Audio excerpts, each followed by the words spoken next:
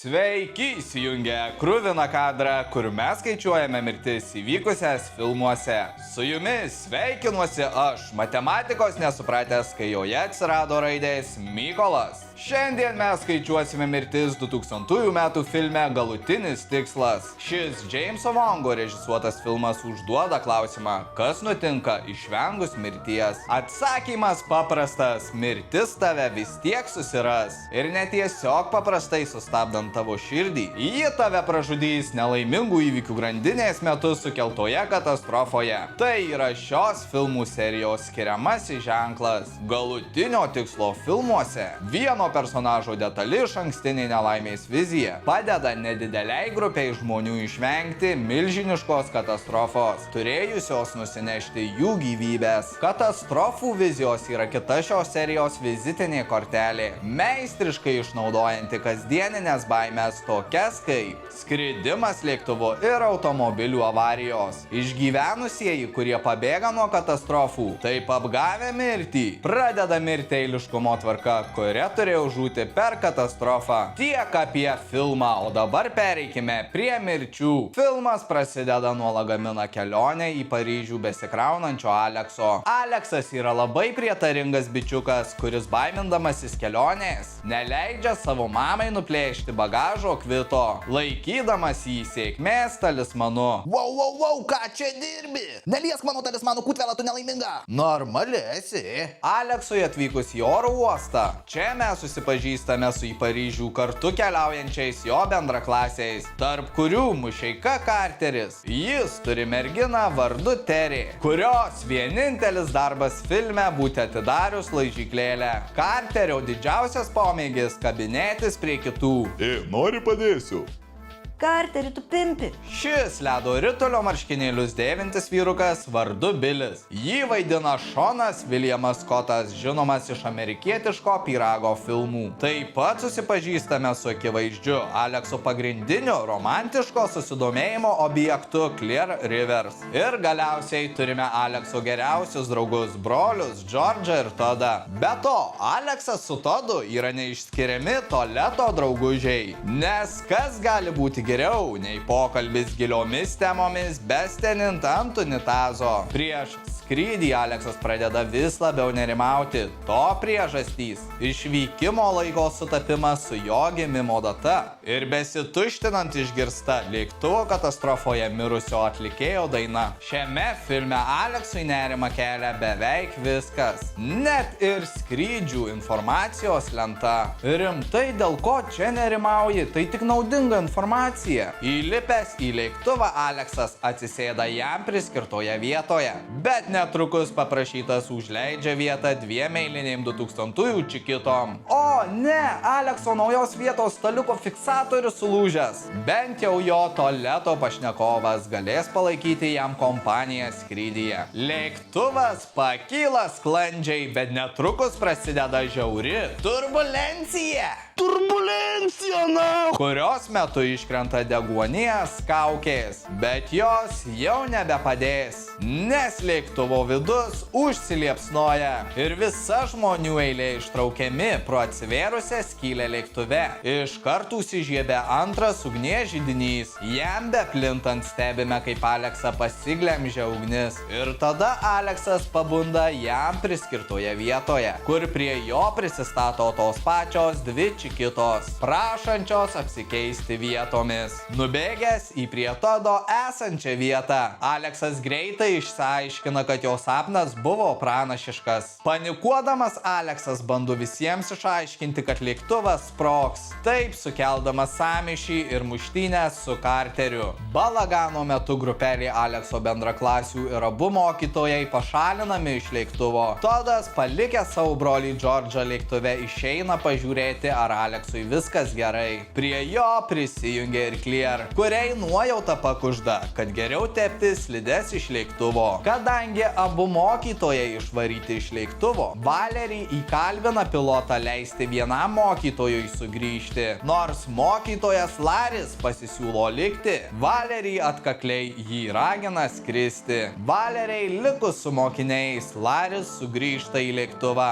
Aleksui bandant paaiškinti savo pranašišką sapną, jį užpuola Carteris. moteris. Jiems besikaunant, Bilis stebi, kaip lėktuvas pakyla. Ir iškart sprogsta, nustatydamas naują mirčių filme rekordą. Vėliau filmas žinių reportaže atskleidžia žuvusių keleivių skaičių. Katastrofos metu mirė 287 turtingi valkatos. Žinoma, po sprogimo visi pradeda įtarinėti Aleksą. Įsikiša ir FBI agentai Vynis su Šreku. Jie taip pat įtaria Aleksą, bet apklausos metu neranda, kaip prie jo prisikabinti. Praėjus mėnesiui mokykloje vyksta žuvusių pagerbimo ceremonija, kurioje atidengiamas paukščio formos paminklas. Taip pat čia matome, kaip aplinkiniai skirtingai reaguoja į Aleksą.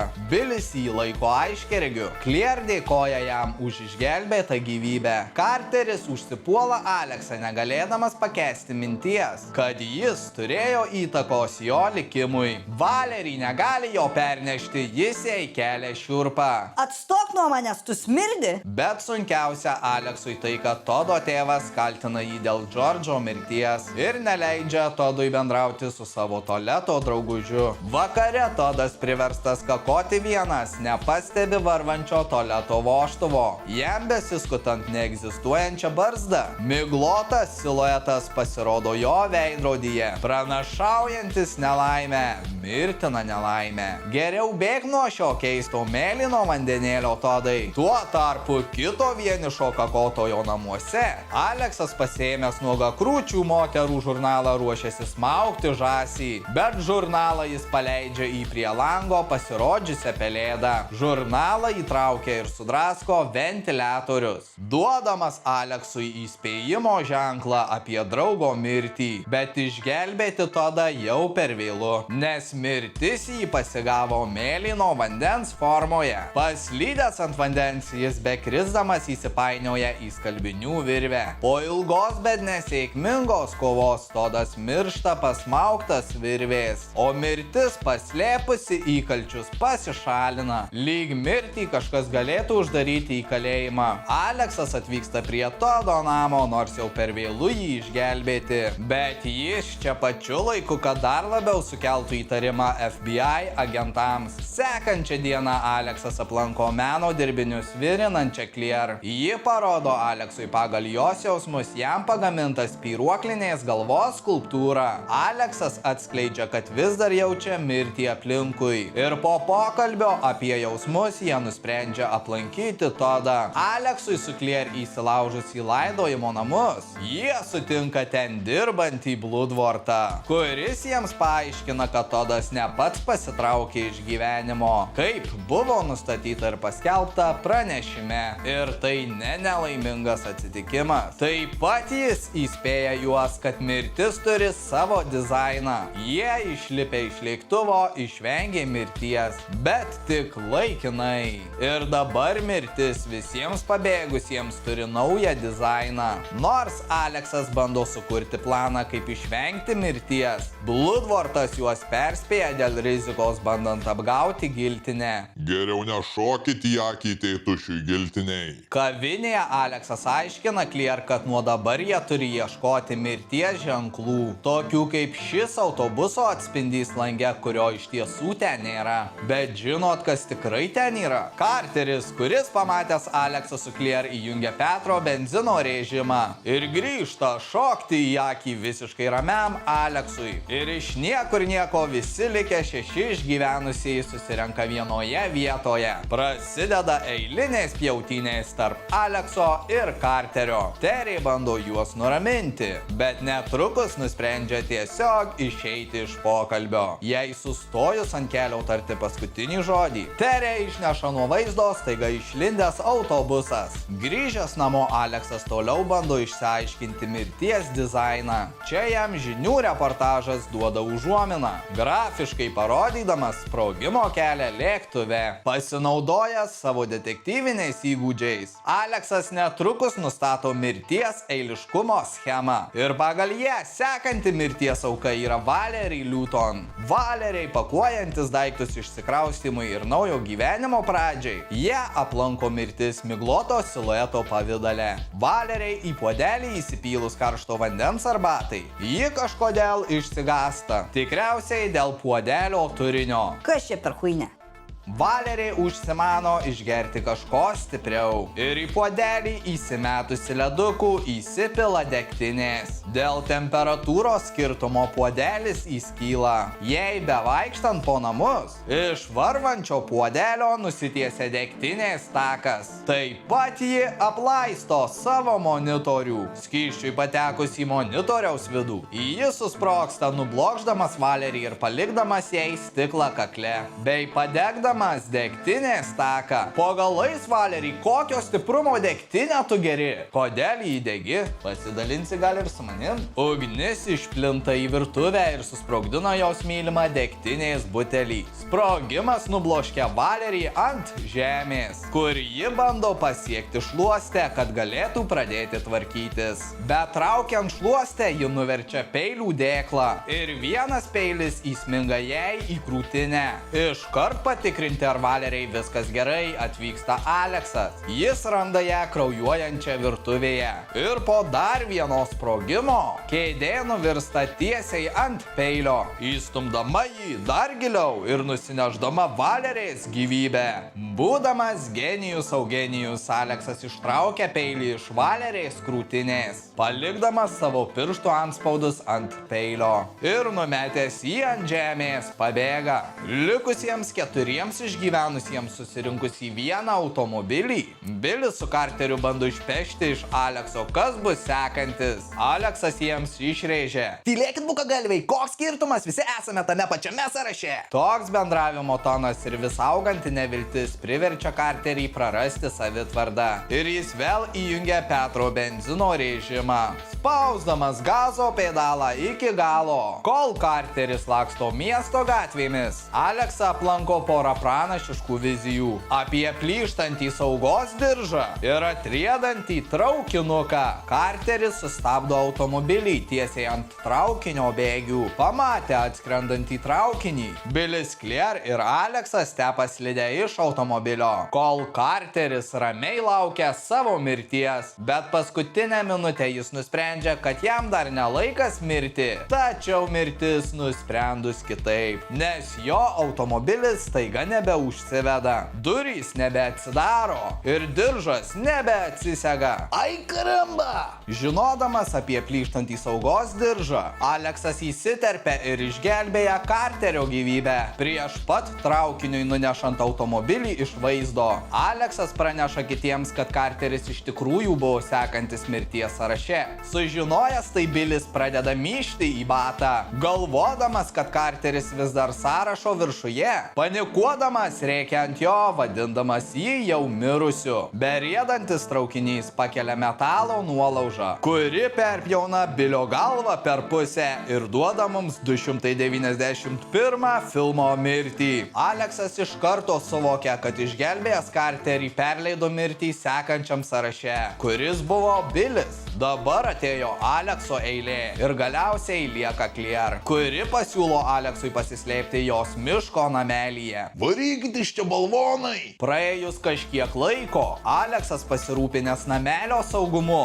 valgydamas kažką panašaus į kačių maistą, pasiruošęs laukia savo eilės. Bemėtydamas suglamžytą laikraštį į židinį, Aleksas pamato savo bendraklasių, čikitų, kurios prašė jo užleisti vietą lėktuve nuotraukas. Ir tada jis supranta, jei būtų joms neužleidęs vietos, Claire sėdėtų prieky jo. Ir mirties vėjo gūsiui užgesinus jo lempą, Aleksas suvokia, kad iš tikro mirtis dabar nusitaikiusi į Claire. Žaibo iš giedro dangaus ir pašėlusiai besiblaškančio elektros laido formoje. Aleksui bekeliaujant Claire į pagalbą. Čia jį pasigauna FBI agentai. Jie jį gaudo tikrai ne dėl palikto peilio su savo pirštų antspaudais Valerės namuose. Aleksas atsiplėšia nuo agentų ir kluodamas valtimi, kol Aleksas bėgdamas mišku bando atsikratyti uodegos. Pašėlęs elektros laidas toliau terrorizuoja Claire, paversdamas jos namą į garso ir šviesų šou. Claire nubėgusi į garažą įsėda į automobilį ir nusprendžia, kad važiavimas atbulomis į garažo duris yra saugiausias būdas pabėgti.